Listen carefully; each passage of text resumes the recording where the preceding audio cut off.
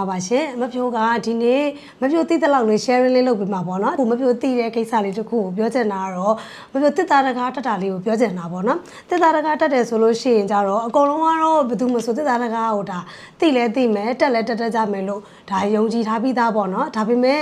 အခြေခံသဘောတရားလေးတွေနဲ့မဖြစ်မနေတက်ရမယ်မဖြစ်မနေလုပ်ရမယ်အချက်တွေရှိရပါတော့အဲ့ဒါ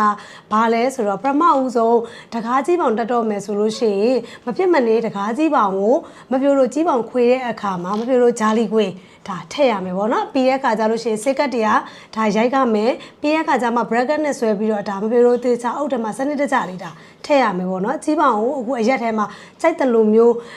ပြောမယ်ဆိုလို့ရှိရင်ဘယ်သူမဆိုထည့်လို့ရတယ်ပေါ့နော်ဒီတိုင်းပဲထည့်လိုက်တယ်ပထမဦးဆုံးစိတ်ကတ်တရားထည့်ခြင်းအဖြစ်ဘာဖြစ်မလဲဆိုတဲ့အခါကျတော့ဒီဘီလက်မြေနဲ့ဒီတစ်သားနဲ့ဓာတ်ရိုက်မထိတွေ့စေဘဲနဲ့ပေါ့နော်ပိုးမွားအနေရရောဒီပျက်စီးမှုအနေရရောကြိုပြီးတော့ကောက်ွယ်နိုင်တယ်ပြီးတဲ့အခါကျလို့ရှိရင်ဂျာလီခွဲထည့်ခြင်းအကျိုးအဖြစ်ကျတော့ဘီလက်မြေကိုပို့ပြီးဆွဲမြဲစေတယ်ပေါ့နော် bracket ကလည်းထုတ်နီးတူပဲဘာလို့လဲဆိုတဲ့အခါကျတော့အုပ်မှာထည့်ပြီးတော့ဆွဲမြဲစေတဲ့အရာလေးတွေပေါ့နော်ဒါလေးတွေကိုမထည့်ဘဲနဲ့လုံနေတဲ့အရာတွေလည်းရှိတယ်ထဲတယ်ဆိုလို့ရှိရင်တော့ပို့ပြီးတော့အကွဲချောင်းဖြစ်တာမျိုးတွေရေရှည်ခိုင်ခန့်တာမျိုးတွေပေါ့နော်ဒီလိုမျိုးတွေမှာကွာသွားမယ်ပေါ့နော်နောက်တစ်ခုကကြတော့တကယ်ရွက်ကိုတက်ပြီးတစ်သားတကယ်ရွက်ကိုတက်ပြီးဆိုလို့ရှိရင်အခုမဖြိုးကပေါ့နော်ဒါမဖြိုးလို့ရဲ့ site တွေမှာလုံနေတဲ့အတွေ့အကြုံရဆိုလို့ရှိရင်ဘာတွေလိုအပ်နေလဲဆိုတော့တကားကကြတော့မပြောလို့တွေအခုလက်ရှိမှာဆို export quality တွေပေါင်းသား quality တွေမသုံးနိုင်ခဲ့ဘူးပေါ့နော်သုံးနိုင်ခဲ့မယ်ဆိုလို့ရှိရင်တော့သူ့ရဲ့တကားဟာတဲ့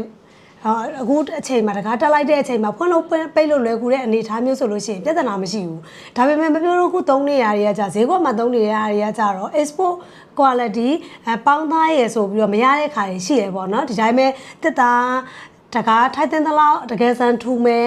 တကယ်လို့ဒိုးလောတက်ဖို့အတွက်ကိုတလက်မခွဲတူရှိရင်ရပြီဆိုပြီးတော့ဝယ်တဲ့တကားမျိုးတွေရှိရပေါ့နော်အဲ့လိုတကားတွေဆိုလို့ရှိရင်မပြောတွေကဘာလို့စဉ်းစားရမလဲဆိုတဲ့အခါကျတော့အကျုံစာအတွက်ပါစဉ်းစားရမယ်ပထမဦးဆုံးအနေနဲ့တကယ်ရွက်တက်တော့မယ်ဆိုရင်ပြီးရင်တကယ်ရွက်တက်တော့မယ်ဆိုလို့ရှိရင်ဒီတကယ်ရွက်မှာပထမဦးဆုံးအနေနဲ့ main တော့တက်မှာလားဒါမှမဟုတ်လို့ရှိရင်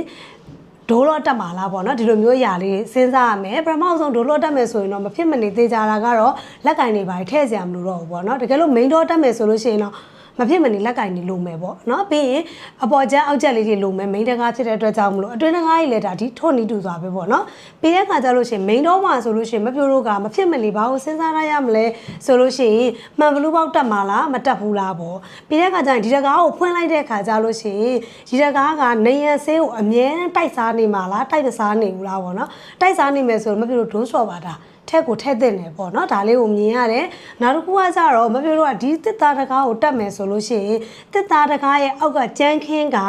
မပြောတော့က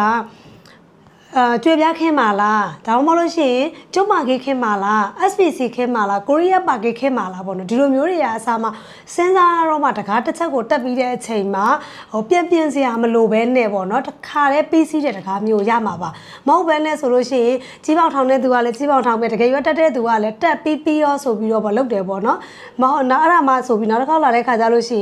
ရင်ဒီထားပါတော့ကြံကင်းသမားလာတဲ့ခါမှာတကယ်ရွက်ကမလွတ်